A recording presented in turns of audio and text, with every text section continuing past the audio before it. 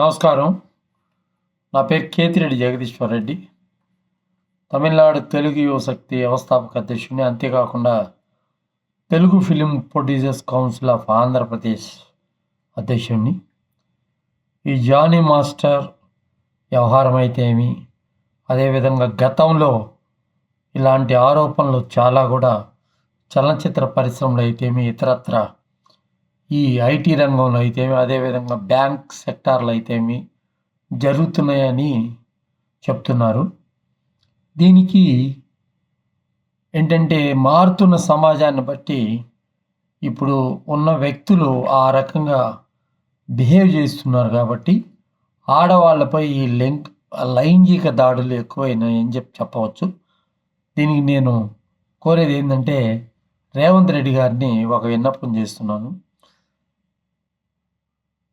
మలయాళం ప్రభుత్వం ఒక retired judge నేతృత్వంలో ఒక కమిటీని వేసి, ఆ కమిటీ ద్వారా అంటే దాంట్లో కొంతమంది మెంబర్స్ని, శారద గారు ఇట్లాంటి వాళ్ళందరినీ మెంబర్స్గా వేసి అఫీషియల్ కమిటీ, రిటైర్డ్ జడ్జి కమిటీని వేసి చలనచిత్ర పరిశ్రమలో ఇప్పుడు కాదు, ఎప్పుడైనా గతంలో నుంచి జరిగిన అన్యాయాల్ని వాళ్ళు వచ్చి మనస్ఫూర్తిగా చెప్పుకుంటే ఆ వ్యక్తుల మీద చర్యలు తీసుకునే దానికోసం ఒక కమిషన్ వేయడం జరిగింది.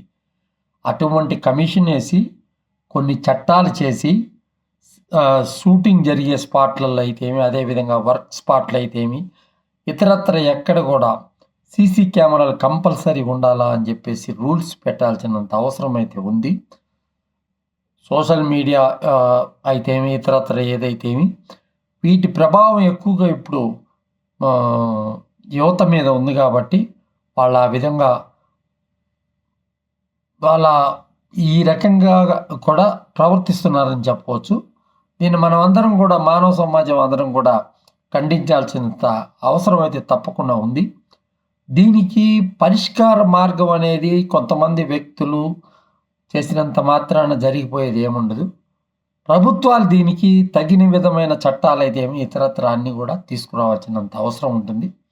ఈరోజు మన ఉదాహరణకు చెప్పాలంటే, జానీ మాస్టర్కి కేంద్ర ప్రభుత్వం బెస్ట్ కొరియోగ్రాఫర్ అవార్డు ఇచ్చింది. ఇప్పుడు వారిపైన ఇక్కడ పెట్టిన కేసులు చాలా, ఆ సెక్షన్లు చాలా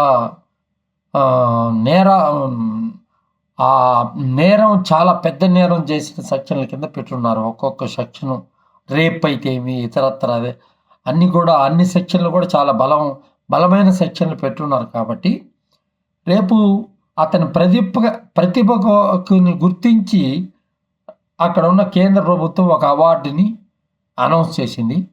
ఆ అవార్డు కూడా కమిటీ కూడా ఈ కేసు విచారణ ముగించే వరకు ఆ అవార్డు కూడా డిస్ట్రిబ్యూషన్ ఇవ్వకూడదని, దాన్ని ఆపాలని, అదేవిధంగా ఆయనకి ఏ రకమైన సినిమా ఛాన్సులు లేకుండా చర్యలు చేపట్టాలని సినిమా అసోసియేషన్, డ్యాన్సర్ అసోసియేషన్ అయితేమి, అదేవిధంగా ప్రొడ్యూసర్ల సంఘం అయితేమి ఒక నిర్ణయం తీసుకోవాల్సినంత అవసరం అయితే తప్పకుండా ఉంది. ఇలాంటి మనం జరిగినప్పుడే మాట్లాడుకుంటున్నాం, కానీ వీటికి శాశ్వత పరిష్కారాలు అనేవి కేవలం మనం కూర్చొని మాట్లాడినంత మాత్రాన కాకుండా ప్రభుత్వం యొక్క ఇన్ఫ్లుయెన్స్ దీనిపైన ఖచ్చితంగా ఉండాల్సినంత అవసరం అయితే ఉంటుంది. అదేవిధంగా పూనం కౌర్ అనే ఒక ఆర్టిస్టు డైరెక్టర్ త్రివిక్రమ్ శ్రీనివాస్ మీద ఒక ట్వీట్ చేయడం జరిగింది. ఆ ట్వీట్ సారాంశం ఏంటంటే, నన్ను త్రివిక్రమ్ శ్రీనివాస్ గారు హింసించారు, దానిపైన నేను కంప్లైంట్ ఇచ్చినప్పటికి కూడా ఎవరు కూడా దాన్ని గుర్తించడం లేదు అని చెప్పడం జరిగింది. అమ్మా, నువ్వు కేవలం బొంబాయిలో కూర్చొని ట్విట్టర్ ద్వారా వేదికగా చేసుకునే కంటే నువ్వు ఇక్కడికి వస్తే మేమందరం కూడా నీకు సహాయం చేసేదానికి సిద్ధంగా ఉన్నాం. ఎంత పెద్ద వ్యక్తులైనా కూడా మహిళ పట్ల విచక్షణారహితంగా నడుచుకోకూడదు అనేది అందరి ఉద్దేశం. మేము సమాజహితంగా పనిచేస్తాము. సమాజహితంగా ఉండే కార్యక్రమాలని ఎక్కువగా కూడా మేము చేపట్టడం జరుగుతుంది.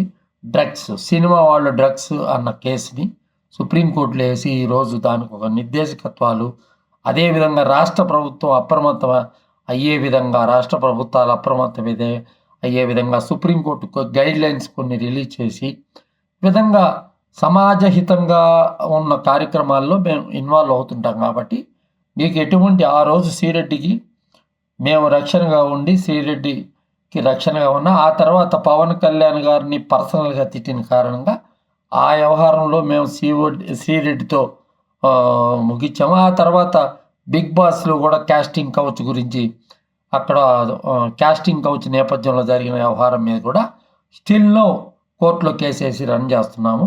మీ అందరికీ అండదండలుగా ఉంటాము. మహిళ అనే దానికి ఎప్పుడు కూడా అన్యాయం జరగకూడదని మా ఆశయం. ఆ ఆశయం కోసం మేము పనిచేస్తాం. ఇప్పుడు పూనం కపూర్ని నేను రిక్వెస్ట్ చేసేది ఏంటంటే ఇలా ట్విట్టర్లో కాకుండా నువ్వు నేరుగా వచ్చి నీకు జరిగిన అన్యాయాన్ని చెప్తే ఏ పోలీస్ ఆఫీసర్ దగ్గర పోవాలనుకుంటే ఆ పోలీస్ ఆఫీసర్ దగ్గరికి వెళ్దాము. అదేవిధంగా జరిగిన దానికి ప్రూఫ్లు ఎక్కడో దగ్గర జరుగుంటాయి, ఏదో ఒక హోటల్కో ఎక్కడికో కూడా పోయింటారు కాబట్టి ఫుటేజ్ తీయడం చాలా ఈజీ, అవన్నీ చేయొచ్చు. అదేవిధంగా ఇప్పుడు చలనచిత్ర పరిశ్రమలో షూటింగ్లు జరిగే ప్రాంతాల్లో ఈ వ్యానిటీ వ్యాన్లు వచ్చినప్పటి నుంచి ఇట్లా మహిళల మీద కొంచెం ఈ లైంగిక వేధింపులు ఎక్కువ అయిపోయినాయి అనమాట. ప్రతి ఒక్కరు మగవాళ్ళలాగా ఒక షూటింగ్ దగ్గరికి వెళ్తే ఒక 10-20 వ్యానిటీ వ్యాన్లు ఉంటున్నాయి. అవి ఎందుకు ఉంటున్నాయో ఎవరికి అర్థం కావట్లా. మేము కూడా 40 సంవత్సరాల నుంచి చలనచిత్ర రంగంలో ఉన్నాము. ఆ చెట్ల కింద అప్పుడప్పుడు మహానటులంతా చెట్ల కిందే కూర్చునేవాళ్ళు. కానీ ఇప్పుడు ఏందో ఒక షాట్ కాగానే వచ్చేసి వ్యానిటీ వ్యాన్లో కూర్చొని ఆడవాళ్ళతో అసకేసుకొని ఇవన్నీ చేసి ఇట్లా ఇండస్ట్రీ కూడా దీని గురించి ఆలోచించాల్సినంత అవసరం ఉంది.